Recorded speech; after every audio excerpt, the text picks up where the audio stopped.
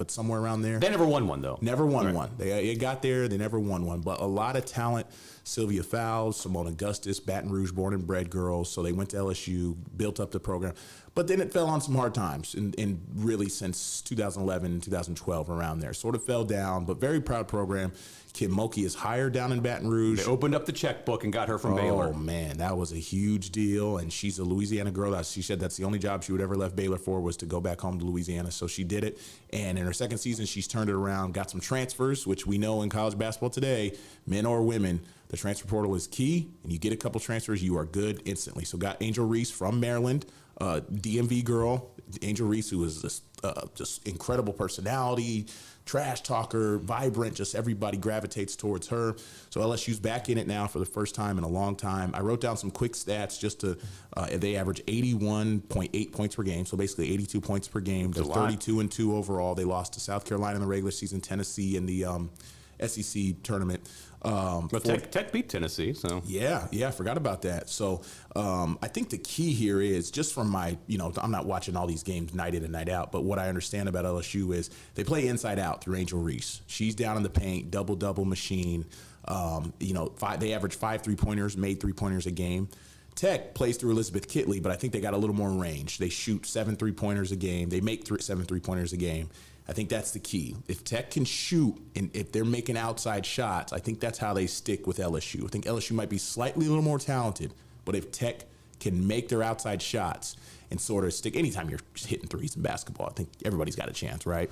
So that's, I think, the key to watch in this one. I think LSU might have a little bit more talent, especially inside in the low post, but if Tech is shooting the lights out, then they can win, But and the other game is, let's be honest, that's the marquee game. That is the game. Iowa against South Carolina. Yeah. That's going to draw a big number. Yeah. What was the game? It was the Iowa. Oh my goodness, we're missing it now. Iowa's last game. Right. 2.5 million viewers on ESPN, a higher rating than any NBA game ESPN has broadcast all year. All year, yeah. Iowa, Maryland? No, South Carolina beat Maryland. So I'm blanking on who it was now, who their opponent was. But that's quite that's big for women's college basketball. Women's college basketball is growing exponentially, incredibly high level game. And then I think the one thing what we've done, but the game has become is star driven, star focused.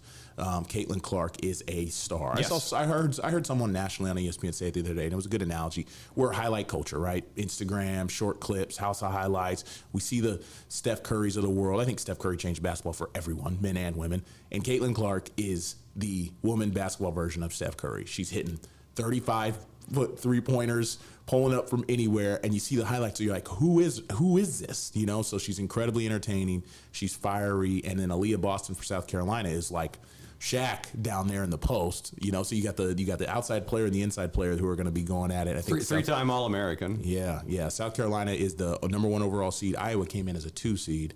So on that side, that is the marquee game, right? Friday night, and it's going to be a great weekend of college basketball, but that is one where it's like, I want to sit down and watch it beginning to end. South Carolina's undefeated. Yeah. They won the national championship last year, so their winning streak extends back to last season. 42 in a row. Dawn Staley, an absolute legend, former UVA player. UVA legend, Philly legend. She's kind of surpassing, Gino at this point. In this moment, South Carolina is right now what UConn was 7, 8, 9, 10 years ago, right? They are the premier power in women's college basketball. But Gino didn't have his best player this year. Right. Beckers. Yep, Paige Beckers. She was out. Yeah, she was out. But, South Carolina's a juggernaut. They are a juggernaut. They can recruit. We were watching the McDonald's All-American game last night in the office. One of the girls was born and raised in Columbia. She's like the number 2 or 3 player in the country. Where is she going? Of course, she's going to South. She's staying right at home. She don't need to go anywhere else, and she's going to play. She was hitting like huge, like long jumpers in the game last night. So it's going to be a great weekend, a Final Four. We got a lot going on. So and South Carolina beat Norfolk State in the opening round. They did. And remember, Dawn Staley came into the locker room and put her arm around Kiera Wheeler and said what a great job she did. Yeah. Trying to battle with Boston down there. Yeah, and she said, I think she said if we didn't hit shots or something like that, if we weren't just really hot on offense, it would have been a closer game. It said that the Spartans were not a 16 seed. Yeah, that was very That was a fun team to follow this year. Good team to follow. Very interesting. Larry Vickers. Larry Vickers, heck of a run for them. Good for them. Back-to-back MEAC tournament championship appearances. Won it for the first time in a long time, since 2002, I think, this year. So we got the CNU women, too. We can't leave them out. Can't leave them out. Yeah, another thing to look for. CNU women playing in the Division III National Championship in Dallas. So they're on the big stage in American Airlines Arena. They are doing, if you don't know, 50th anniversary of Title IX is this academic year right here, right? So fall, winter, spring.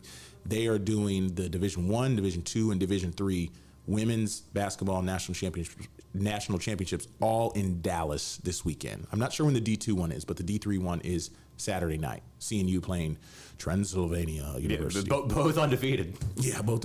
When I say Transylvania, I want to do like a Dracula accent. I can't do it, but you know what I mean? Something like that. So good weekend for everything. We just wanted to check in, like I said, and just see what's going on. So we're going to probably get to work on some shows here tonight. So whether you're watching this live or afterwards, we appreciate it.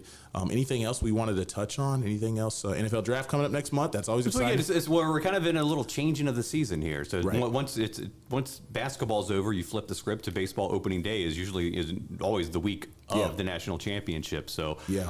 I say we're going to go from indoor sports back to outdoor sports here to cover. Temperature heating up in Hampton Roads. I think tomorrow's Jeff Edmondson said 70, 71. I saw 77 on the 7-day forecast for Friday, maybe something like that. So it's that time of year. Enjoy it. All the sports fans, we will be watching it.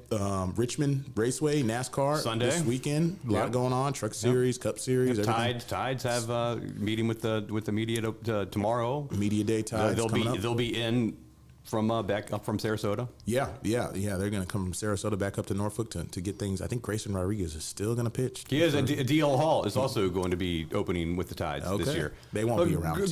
Grayson, I think he's going to. He's working his way back from an injury, so they are going to. Yeah. He's going to be on some sort of a pitch count and they're slow playing it. Just get some innings in games that don't matter per se. He'll be playing for the Orioles in no time, though. Yes. We all know that. Those are going to be good. They are. This is the next. Potentially. They were missed out on the playoffs. I don't want to say barely, but they were close. They were fighting. They were competitive. A wild card spot. Yes, they were fighting for the AL wild card. Missed out on it, and I think this is the year they take the next step. Where, I mean, I think you could say not safely by any means, but they can make the playoffs. Gunnar Henderson, Adley Rushman, they got young talent. Ryan Mountcastle, all those guys, they all came through Norfolk. They did, which is great. It's a good AAA baseball market here, so we appreciate that and we love it. So anyway, have a happy rest of your Wednesday. I think we did about 20-25 minutes here. So thank you. It's a WAVY Sports Team, 2/3 of the WAVY Sports Team. Oh, I forgot. We should have referenced the pictures. I forgot we put the pictures up. Yeah, there they are. Virginia Tech women. There we go. Look at that. Final was in Seattle. four. I was in Seattle. They're the regional champs. There's Kenny Brooks. Yeah, I totally forgot about these pictures. That's my fault. But okay, have a good day, y'all, and we will see you next time. And be sure to watch the WAVY Sportswrap at 6, 10:45, and 11 o'clock. Have a good one.